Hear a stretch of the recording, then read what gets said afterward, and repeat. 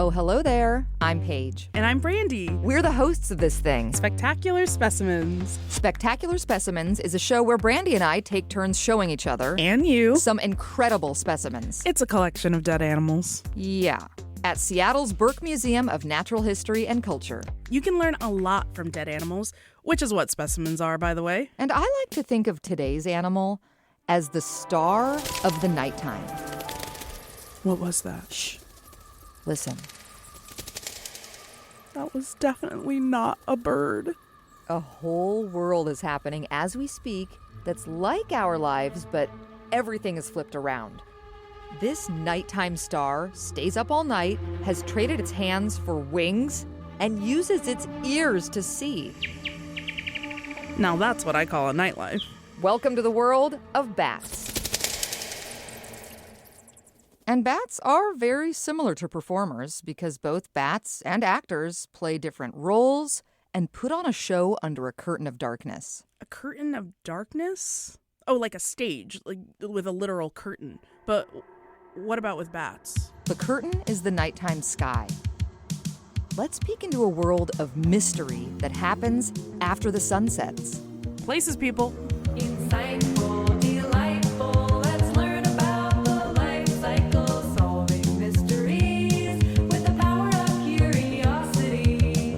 Creatures give us clues, unearth and uncover, spiders, bats, fossils and birds, one after another.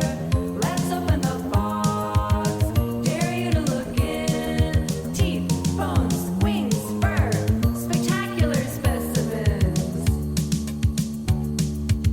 Spectacular specimens. Spectacular specimens. So much to learn from our not so furry friends. Spectacular specimens.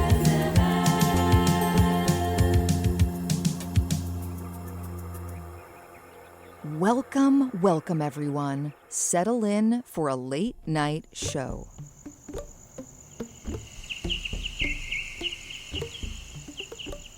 Okay, Brandy, we're taking a night walk through Golden Gardens Park in Seattle. A dramatic performance is just starting. Why are we whispering? Because we're bat watching. How are we going to watch bats? It's too dark to see. That's my point, Brandy. When it's too dark for the human eye, bats come out. Bats are nocturnal, meaning they're awake at nighttime and sleep much of the day. And when the lights go down, bats start a long night of flying through the sky right above our heads. You know what? It's actually really nice out here. It's super dark, which scares me a little, but it's peaceful. There's no people. If you think of the world of bats as a big theater, everyone else is already off stage by the time bats begin their part.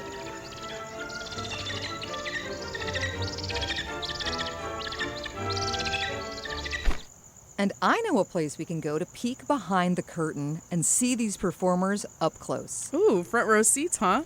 Let's go back inside, turn the lights on, and let the show begin at the Burke Museum of Natural History and Culture.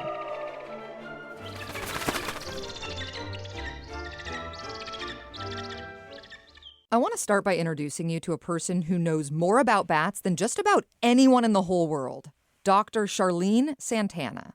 I've never been afraid of bats, even I think growing up where they were sort of more obscure to me. We would see them flying in our backyard. I was more curious than scared of them. Dr. Santana got to see lots and lots of bats when she was a little girl growing up in Venezuela. She'd watch them dash around all night.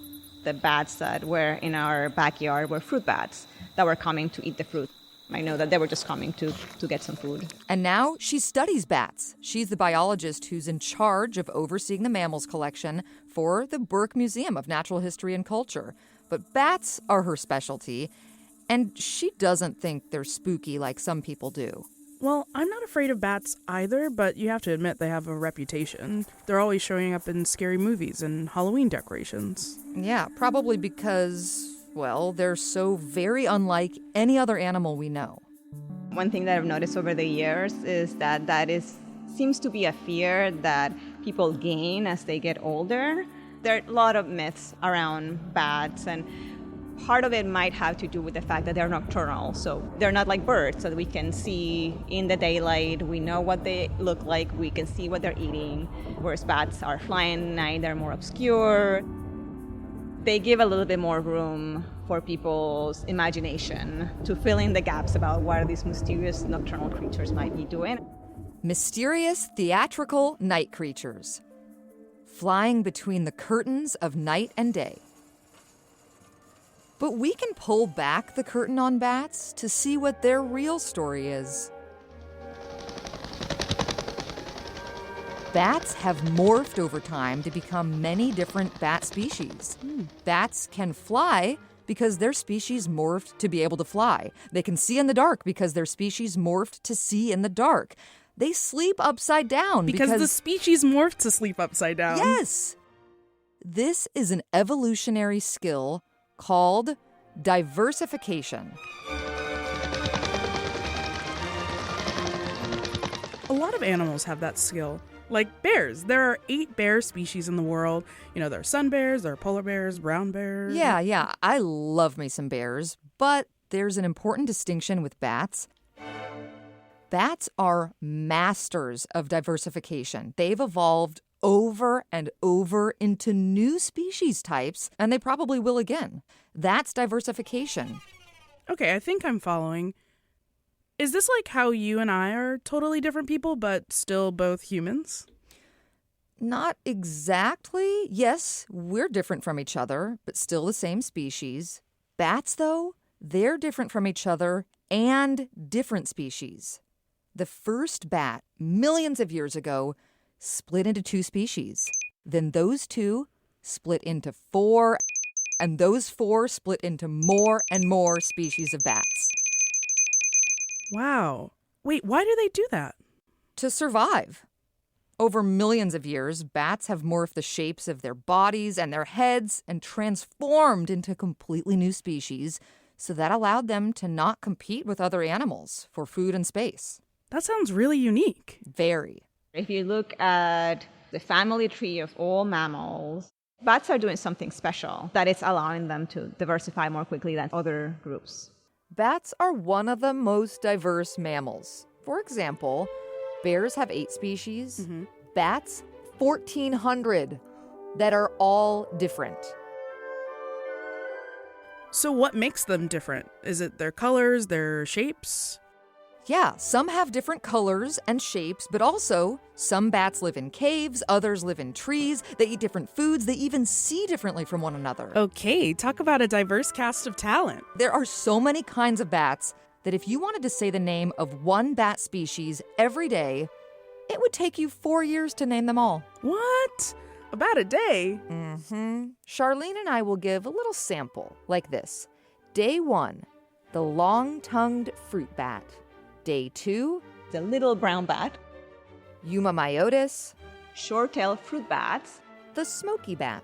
sounds big ear bat, Day 6, the spotted bat, the pallid bat, the vampire bats. northern long-eared bat, and day 10, All right. Dude, I get it. There are a lot of bats. and there's something that I think makes them the most dazzling of all. Bats don't see like we see. Oh, so they see things a different way. They see by using their ears. That's coming up after a quick break. Did you know this show's actually being made because of the people who support KUOW Public Radio? Yep, we love them. If you want to help out, go to kuow.org/spectacular.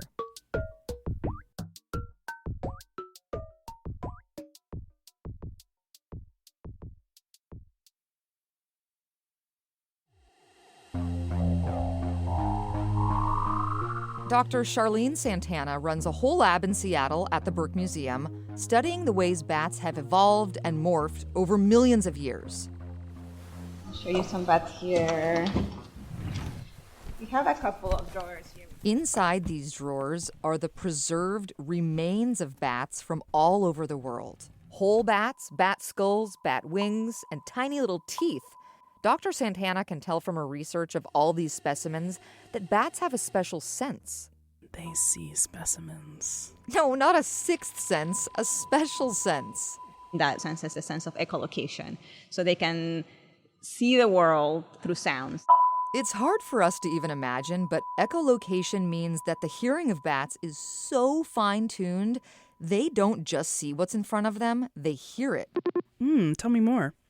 Okay, check this out. I'm grabbing a vase. Hello! You hear the echo? Yeah, when you yell into something that's empty, like the glass, your voice is going to echo back because it's literally bouncing off of it. Ooh. And it would be even more echoey if I was like in a cave or on stage in a big empty theater. Hello. To echolocate, bats make constant noises and listen really hard to the echoes, and they can hear precisely what the echo bounced off of. They produce some really high-pitched noises. So what sound are they making to do this? Okay, bats are basically master sopranos, highly skilled in delivering the highest of high notes. Like chirps and snorts. And then they use the echoes from those noises that are bouncing off of trees, bugs, etc. You, exactly, to make a picture. And that picture made from their sounds shows up in their minds. That's how a bat can see a flying insect in front of it. The bat keeps making chirping noises, and those noises bounce right off of the bug back to the bat's ear, until finally the echoes are bouncing really fast and the bat can tell it's right up against that insect and grabs it for dinner.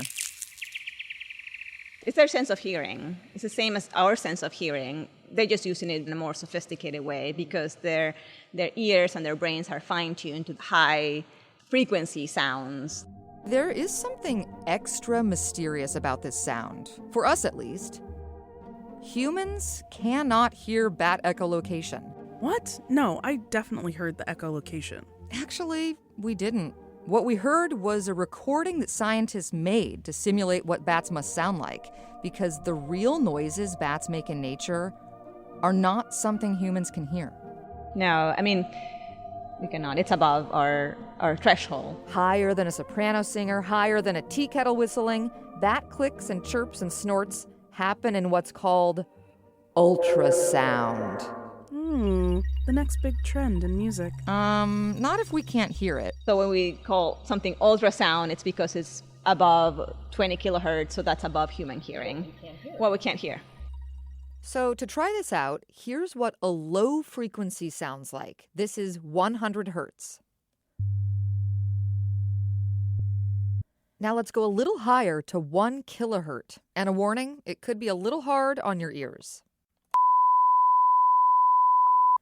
And now this is the frequency bats echolocate at, 20 kilohertz. I am not hearing a thing. That's because we finally reached ultrasound. Got it. Why is the echolocation sound so high-pitched? Bats are too small to make like big booming low frequency sounds like. Also, higher pitches are just better at bouncing off of small things like insects. And human ears just can't tune in. It's too high frequency. Unless, Unless? a kid could try to tune into the bat frequency. It depends on your own ears too. So as we get older, our eardrums get stiffer. So we start losing our ability to hear high frequency sounds. So maybe kids can hear a little better, if anybody. Let's listen to a real recording of bats echolocating. No special software, just a direct recording from nature. And for those of you listening, try to make your surroundings as quiet as possible. Here we go. Well, did you hear anything? I got nothing. Yeah, me either. Ultrasonic is a bit out of my range. So there's this whole world that we can't really sense or participate in. Yeah, that they are experiencing. a silent theater happening all around us at night.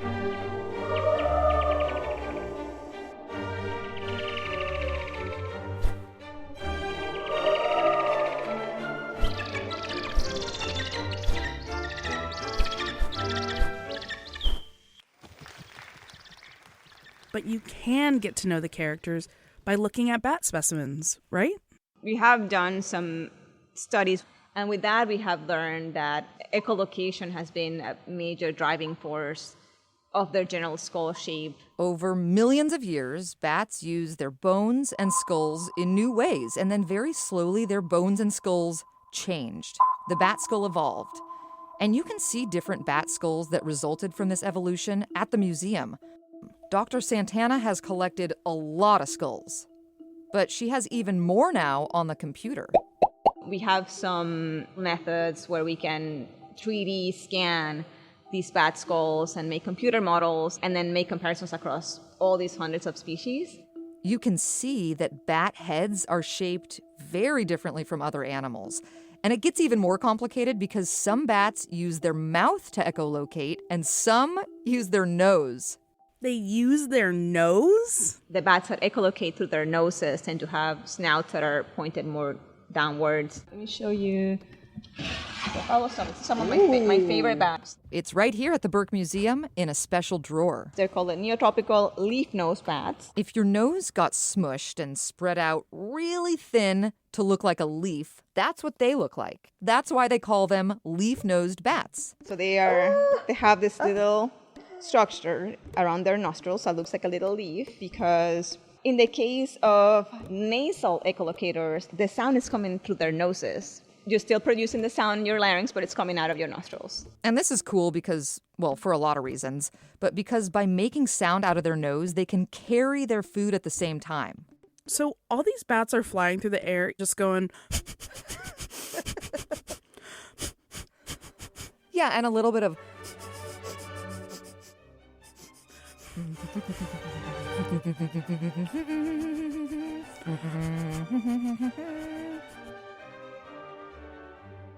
But some bats use their mouth to make sounds for echolocations. So instead of a snout facing down, The species that echolocate through their mouths, their snouts are pointing more upwards. and they make more of a sound. The echolocation sounds, or echolocation calls, they produce comes out of their mouth. They're basically with their mouth open. You have to scream to make the echoes. Yelling. Yeah, exactly. Because you have to scream, right? You have to scream all night. Just a live screaming bat coming right at you from the stage, and you can't hear a thing.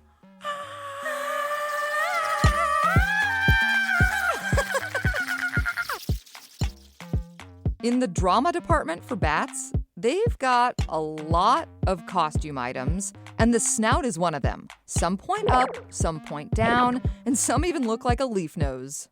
Wait, what else is in the costume box? Box? Oh, it's a whole closet. I happen to have another to show you right now. Huge bat ears. Yes, good job pointing out the huge ears. This character's name, the Townsend's big-eared bat, and the ears she wears look like the wolf in Little Red Riding Hood. So whenever you see a bat with very large ears, you can remember, Little Red Riding Hood, the wolf, it says, the better to hear you with. And a bat that has really big ears wears them as a symbol of its skills. The big ears are because they have a sophisticated echolocation system. And if you know performers, I do know some performers. then you know they don't just have one special item in their wardrobe. They have so many, like special ears, a special snout, boa scarf, Or a long cape. or a shimmering pantsuit. Or some fancy footwear. But one costume item really stands out because it helps bats fly. We'll dig into the wardrobe department. After we take a break. We'll be back after intermission.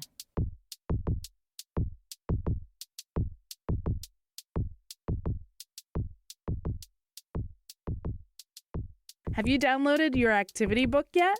There's a link to get it in the show notes. Or you can text Spectacular to 206-926-9955.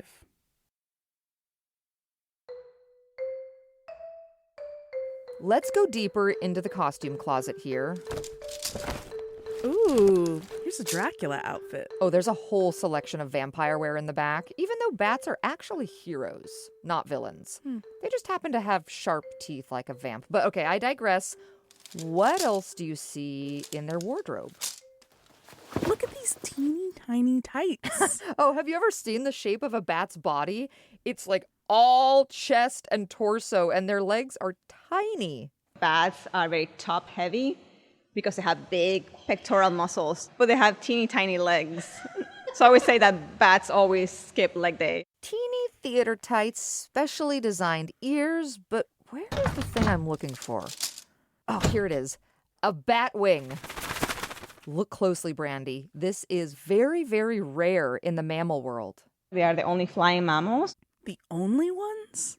So these wings, bats are the only mammal that can wear them? Have you ever seen a flying cat No. or pig or flying monkey? Well, actually, there is one movie where... No. We're not getting into musicals. But in reality, bats are the only mammal that can fly. And of course, they like to do things differently. The bat's wing has finger bones inside it. The wing of a bat is basically a hand with very long digits. This is one huge way that they've evolved to be different from other mammals. Each digit is connected to one another and then to the rest of the body by membranes. Membranes, basically skin stretched out over their arm and finger bones. You could take a human skeleton and look at the bones in your hand and identify the same bones in the wing of a bat. We have a shared ancestry. Right? We all evolved from some mammal that have that arm structure, right? And in the case of bats, it evolved to form these wings. That's amazing.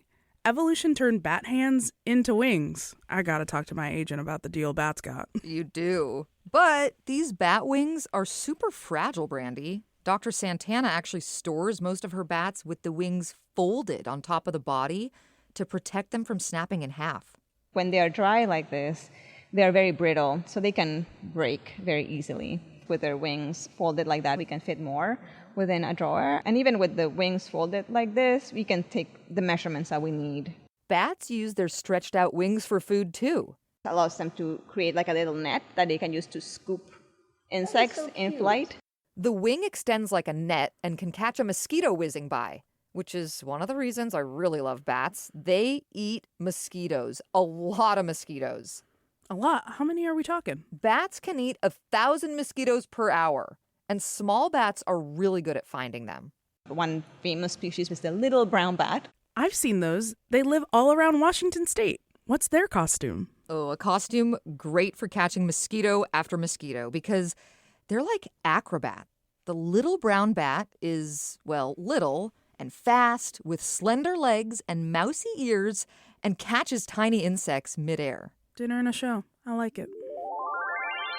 And there are bats for pretty much every kind of habitat in the world, each performing as the leading role in their very own nightly drama. Big bats, small bats, wacky bats, shy bats, hairy bats, silly bats. Huh. It makes me think of how many different types of people there are in the world, too. Yeah. I mean, humans haven't evolved as many times as bats, but we are all a little different. Are you thinking what I'm thinking? I'm thinking it's time for a big think. Big Think! The Big Think question is, what is a way your uniqueness makes you shine in the world?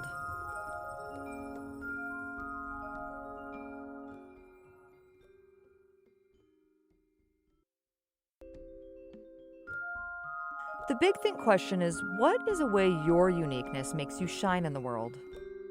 Okay, Brandy. Get enough time to think? Yeah, I think so. The big thing question kind of feels like that Shakespeare quote. Life is a stage and we're all actors, or something like that. What we bring to our role makes us unique. Yeah, we each have a different role in life because no two people are the same. Well, actually, what I see in you, Brandy, is I see you as very, very creative. Oh. You think outside the box. And if we were looking through the bat costume closet, for example, you'd be wearing the creative thinking cap because you come up with such cool ideas that no one else would think of. So I think that really makes you shine. Okay, well, I have one for you. Ooh. And maybe if I were rifling through the bat costume closet, I would find some gloves. Ooh. They would be sparkly, and they would be ready to show up for people. Because the unique thing about you is that whenever someone needs you, you are around.